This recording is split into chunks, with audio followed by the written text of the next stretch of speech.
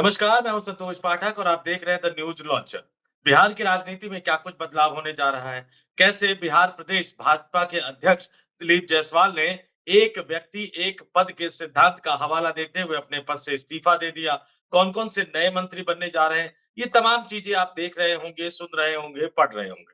लेकिन मैं आपके सामने इससे आगे की खबर लेकर आया हूं दोस्तों। इससे आगे की खबर, क्या वाकई जनता दल यूनाइटेड का अस्तित्व अब समाप्त होने जा रहा है? क्या वाकई जिस बिहार में एक जमाने में नीतीश कुमार की राजनीति की तूती बोला करती थी और जिसको लेकर आज भी बार-बार ये कहा जा रहा है कि नीतीश कुमार ने बड़ा दांव खेल दिया, नीतीश कुमार ने चित कर दिया। क्या वाकई अब नीतीश कुमार की राजनीतिक पारी अपने अंतिम दौर में पहुंच गई है? और ये मैं क्यों कह रहा हूं दोस्तों? प्रधानमंत्री नरेंद्र मोदी भागलपुर के दौरे पर जाते हैं, मंच से वो नीतीश कुमार की तारीफ करते हैं, उन्हें बिहार के विकास के लिए समर्पित नेता बताते हुए नजर आते हैं, उन्हें लाडला बताते हुए नजर आते हैं और उसके बाद घटनाक्रम इतनी तेजी से घटने लगता है कि यहाँ नीतीश कुमार की सरकार में मंत्रियों के इस्तीफे का दौर शुरू हो जाता है। भारतीय जनता पार्टी अपनी बढ़त बनाने के लिए अपने कोटे से ज्यादा मंत्रियों को शपथ दिलाती हुई नजर आती है। तमाम चीजें होंगी, 4 बजे शपथ ग्रहण का कार्यक्रम समारोह होना है, लेकिन उससे पहले ये सवाल उठ गया है कि आखिर क्यों अमित शाह अड़ गए? क्यों भारतीय जनता पार्टी ने ये ठान लिया कि अब नीतीश कुमार को उनकी राजनीतिक हैसियत बतानी है? और जब नीतीश कुमार को उनकी राजनीतिक हैसियत बताने के बारे में मैं जिक्र कर रहा हूं, बात कर रहा हूं, तो ये तय मानकर चलिए कि जिस दिन भारतीय जनता पार्टी ने ये तय कर लिया कि नीतीश कुमार को अब राजनीतिक वनवास की तरफ भेजना है, उस दिन जनता दल यूनाइटेड को भारतीय जनता पार्टी में मर्ज करना ही पड़ेगा। इसके अलावा कोई विकल्प नहीं बचेगा। कुछ दिन पहले जिस तरह से खबर आ रही थी कि निशांत कुमार को बिहार की राजनीति में लॉन्च करने की तैयारी कर रहे हैं नीतीश कुमार, लेकिन निशांत कुमार ने नरेंद्र मोदी को लेकर, अमित शाह को लेकर ऐसा बयान दे दिया जिसने अमित शाह को पूरी तरह से नाराज कर दिया। अमित शाह पूरी तरह से भड़क गए और अमित शाह के भड़कने के बाद भारतीय जनता पार्टी ने नीतीश कुमार को दो टूक बता दिया कि आपके बेटे हैं निशांत कुमार, आपको जो करना है उनके साथ करिए। जनता दल यूनाइटेड आपकी पार्टी है, आपको अपनी पार्टी में उनको जो बनाना है वो बनाइए, लेकिन उन्हें अपना उत्तराधिकारी मत घोषित कीजिए क्योंकि आप मुख्यमंत्री हैं, एनडीए के कोटे से मुख्यमंत्री हैं। कम सीटें आने के बावजूद प्रधानमंत्री नरेंद्र मोदी के चाहने के कारण आपको मुख्यमंत्री पद का उम्मीदवार घोषित किया गया, उसके बाद आपको मुख्यमंत्री बनाया भी गया था क्योंकि चुनाव से पहले भारतीय जनता पार्टी ने उस तरह का वादा किया था। अमित शाह और बीजेपी के कई बड़े दिग्गज नेता उस समय भी नहीं चाहते थे, जब नीतीश कुमार की पार्टी को सिर्फ 43 विधानसभा की सीटें आई थी। उस समय भाजपा का एक बड़ा वर्ग ये मानकर चल रहा था कि नीतीश कुमार की बजाय भारतीय जनता पार्टी को अपना मुख्यमंत्री बनाना चाहिए, लेकिन प्रधानमंत्री नरेंद्र मोदी ने 2020 में जेपी नड्डा के माध्यम से, राजनाथ सिंह के माध्यम से नीतीश कुमार को कहा कि आप ही मुख्यमंत्री बनिए। ये तमाम इतिहास की याद उनको दिलाई गई और ये याद उन्हें अमित शाह की तरफ से दिलाई। भारतीय जनता पार्टी के राष्ट्रीय अध्यक्ष जेपी नड्डा ने साफ-साफ कह दिया, निशांत कुमार को कंट्रोल में रखिए। जेडीयू के मसले पर बोले, आपके 19 वर्षों के कार्यकाल के मसले पर बोले, लेकिन एनडीए पर बोलने का हक निशांत कुमार को किसने दे दिया? जिस कार्ड को नीतीश कुमार का सबसे बड़ा इमोशनल कार्ड माना जा रहा था, नीतीश कुमार का सबसे बड़ा इमोशनल कार्ड कहा जा रहा था, वही कार्ड नीतीश कुमार पर भारी पड़ गया। निशांत कुमार ने जैसे ही एनडीए गठबंधन को ये नसीहत देने की कोशिश की, जैसे ही उन्होंने नरेंद्र मोदी और अमित शाह को ये नसीहत देने की कोशिश की कि नीतीश कुमार को मुख्यमंत्री पद का उम्मीदवार दावेदार घोषित करके ही 2025 के विधानसभा चुनाव में एनडीए गठबंधन को जाना चाहिए। भारतीय जनता पार्टी ने जो मंसूबा, जो प्लानिंग कर रखी थी 4-5 महीने बाद की, उस प्लानिंग को तुरंत आनन-फानन में एग्जीक्यूट करना शुरू कर दिया और इसलिए इस तरह की खबरें निकल कर सामने आ रही है दोस्तों कि अब जनता दल यूनाइटेड का राजनीतिक अस्तित्व समाप्त होने जा रहा है, खत्म होने जा रहा है। एक-एक करके ये तमाम घटनाक्रम मैं आपको बताऊंगा। बिहार में नरेंद्र मोदी का जाना, भागलपुर में मंच से नीतीश कुमार की तारीफ करना, लेकिन नीतीश कुमार जो सुनना चाहते थे, वो प्रधानमंत्री नरेंद्र मोदी ने नहीं बोला। नीतीश कुमार ये चाहते थे, जो आश्वासन लेने के लिए वो 2 बार दिल्ली आए, मुलाकात नहीं हो पाई प्रधानमंत्री से।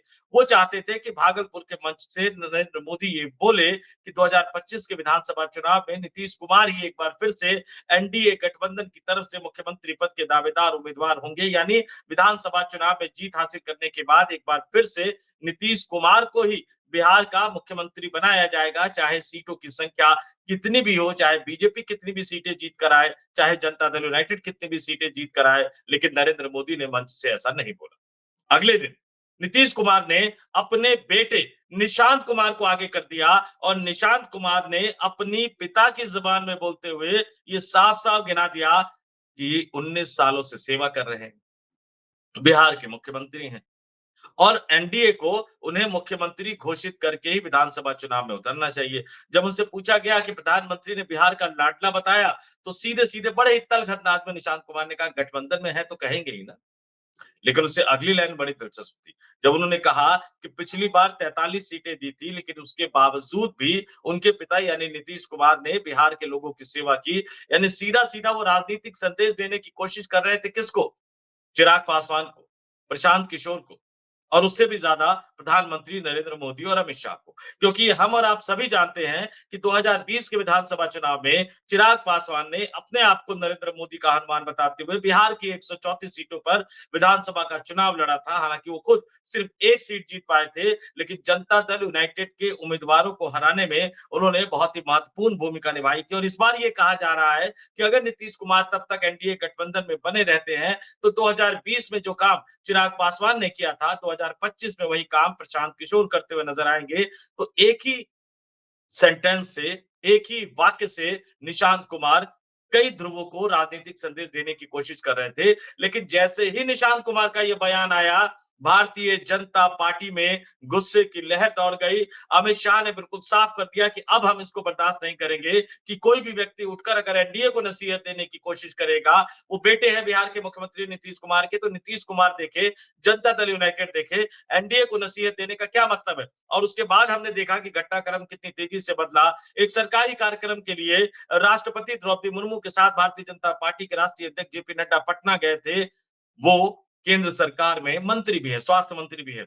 लेकिन उससे पहले उन्होंने बिहार के मुख्यमंत्री नीतीश कुमार से मुलाकात की। उस मुलाकात के दौरान बीजेपी के कोटे से दोनों जो उप मुख्यमंत्री थे, सम्राट चौधरी, विजय सिन्हा भी मौजूद थे। नीतीश कुमार के करीबी जेडीयू नेता विजय चौधरी भी मौजूद थे और उस मीटिंग में सूत्र ये बता रहे हैं कि जेपी नड्डा ने बिल्कुल साफ-साफ ये कह दिया कि निशांत कुमार के साथ आप क्या करना चाहते हैं, कैसे करना चाहते हैं, वो आपकी मर्ज़ी है, लेकिन वो जनता दल यूनाइटेड तक सीमित रखिए। एनडीए गठबंधन की तरफ से मुख्यमंत्री पद का चेहरा कौन होगा, मुख्यमंत्री पद का दावेदार और उम्मीदवार कौन होगा, ये एनडीए की बैठक में तय होगा। ये हम और आप मिलकर तय करेंगे। एनडीए की बैठक की गठबंधन में एनडीए के सबसे बड़े बैठक में ये तय किया जाएगा कि एनडीए की तरफ से बिहार में मुख्यमंत्री पद का दावेदार उम्मीदवार कौन होगा। जिस बैठक में भारतीय जनता पार्टी के नेता मौजूद होंगे, जनता दल यूनाइटेड के नेता मौजूद होंगे, जीतन राम मांझी की पार्टी मौजूद होगी, जिसमें चिराग पासवान मौजूद होंगे, जिसमें उपेंद्र कुशवाहा मौजूद होंगे। तो ऐसे में निशांत कुमार का इस तरह से पब्लिकली बोलना कितना सही है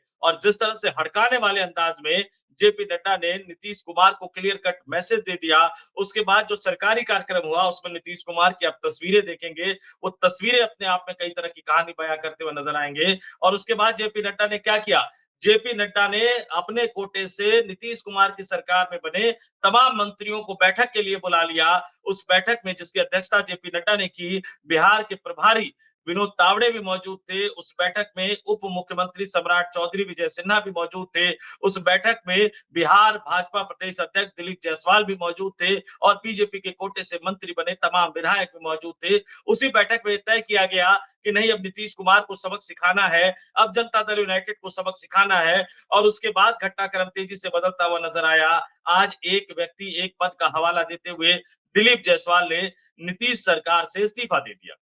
हालाँकि उनके इस्तीफे में कई तरह की मात्रात्मक गलतियाँ सोशल मीडिया पर वायरल हो रही है, लेकिन राज्यपाल आरिफ मोहम्मद खान साहब ने उनका वो इस्तीफा स्वीकार कर लिया। विडंबना देखिए कि जिस एक व्यक्ति एक पद के सिद्धांत का हवाला देते हुए दिलीप जायसवाल से इस्तीफा दिलवाया गया, उसी सिद्धांत की अवहेलना करते हुए भारतीय जनता पार्टी के राष्ट्रीय अध्यक्ष के पद पर जेपी नड्डा अभी तक बने हुए हैं। हालाँकि उनके कार्यकाल को लेकर कई तरह की खबरें आती है। हमने भी कई एक्सक्लूसिव खबरें उस पर आपको दिखाई है कि किस तरह से चुनाव आयोग के नियमों का उल्लंघन कर दिया गया। लेकिन खैर उसके बाद जो मंत्रिमंडल का जो मंत्रिमंडल के शपथ ग्रहण की जो खबरें निकल कर आ रही है, उसमें जो नाम सामने आ रहे हैं, वो नाम अपने आप में ये बताने को तैयार है कि भारतीय जनता पार्टी ने ये ठान लिया है कि अब जो बिहार की सरकार होगी, उसमें नीतीश कुमार की छाप नहीं होगी, उसमें भारतीय जनता पार्टी की छाप होगी। अब ये नीतीश कुमार तय कर ले कि नीतीश कुमार को क्या करना है और सीधे-सीधे बिहार की जनता को मैसेज देने की कोशिश कर रहे हैं।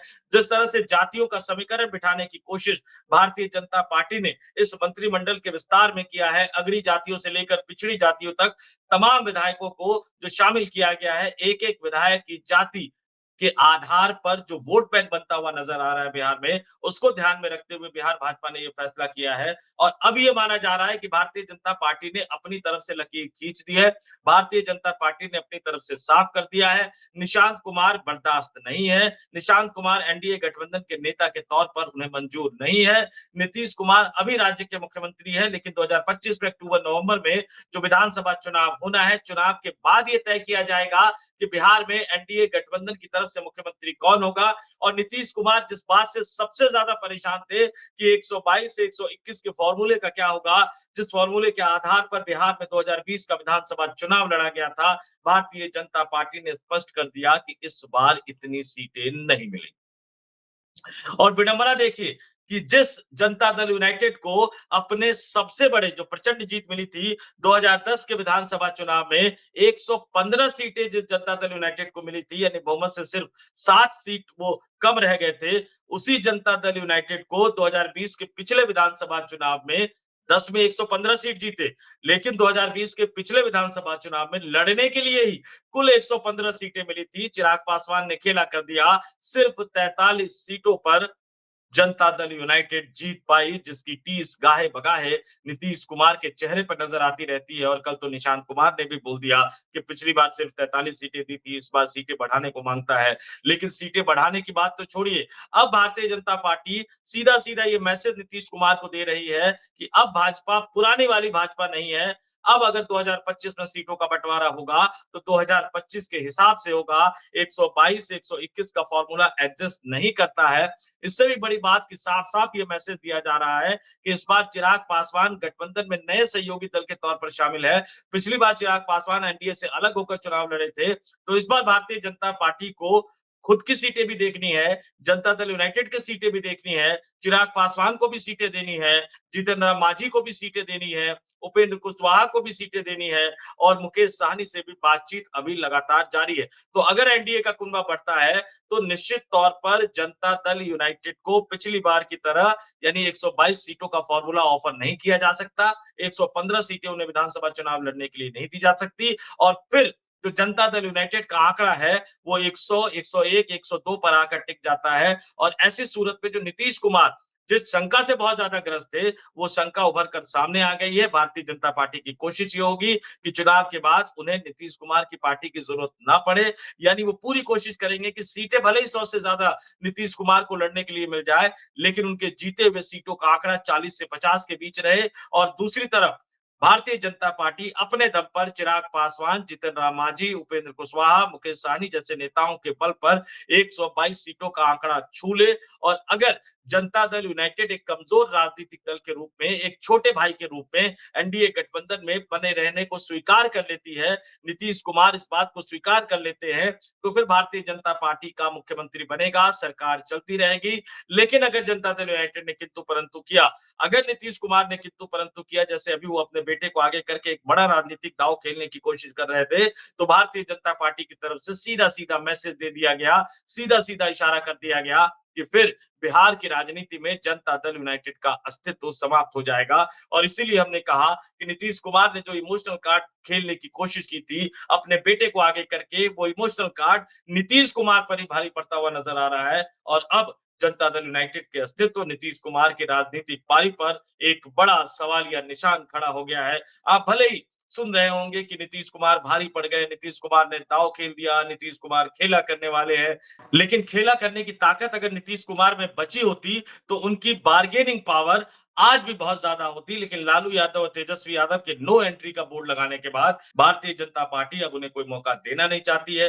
जिस तरह से उन्होंने अपने बेटे को आगे करके इमोशनल कार्ड खेला, वो उन पर भारी पड़ता हुआ नज़र आ रहा है। मैंने पिछले महीने अपनी एक स्टोरी में बताया था कि अगर निशांत कुमार को लॉन्च करने में नीतीश कुमार ने देरी करी, तो फिर ये देरी उन पर भारी पड़ सकती है और फिर वो सही तरीके से अपने बेटे को लॉन्च नहीं कर पाएँगे और अब वही सूरत-ए-हाल बनती हुई नज़र आ रही है। निशांत कुमार का बड़बोलापन न केवल निशांत कुमार पर भारी पड़ गया, बल्कि नीतीश कुमार पर भी भारी पड़ता हुआ नज़र आ रहा है। नाराज़ अमित शाह ने अब लक्ष्मण रेखा खींच दी है, इससे आगे नीतीश कुमार नहीं जाएँगे और साथ ही साथ ये भी स्पष्ट कर दिया कि बहुत ज़्यादा किंतु-परंतु करेंगे, तो बिहार की राजनीति में भारतीय जनता पार्टी, जनता दल यूनाइटेड का अस्तित्व खत्म करने को ही तैयार है। देखते हैं, आने वाले 24 से 48 घंटों में बिहार की राजनीति में क्या कुछ बदलाव होने जा रहा है। इस वीडियो में फिलहाल इतना ही। मुझे यानी संतोष पाठक को दीजिए इजाज़त। आप तमाम लोग देखते रहिए द न्यूज़ लॉन्चर। नमस्कार।